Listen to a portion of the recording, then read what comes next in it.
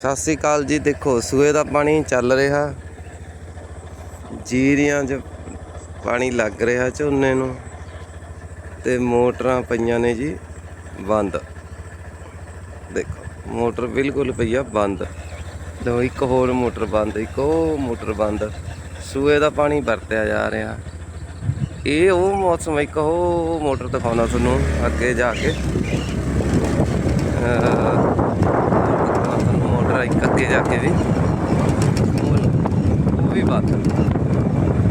ਸਾਰੇ ਲੋਕਾਂ ਨੇ ਸੂਏ ਦਾ ਪਾਣੀ ਯੂਜ਼ ਵਰਤ ਰਹੇ ਆ ਝੋਨੇ ਵਾਸਤੇ।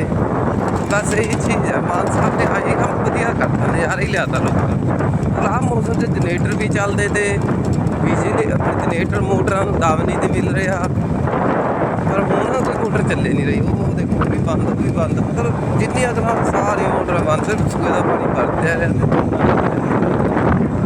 ਨਜ਼ਾਰਾ ਲੈ ਰਹੇ ਨੇ, ਨਜ਼ਾਰਾ।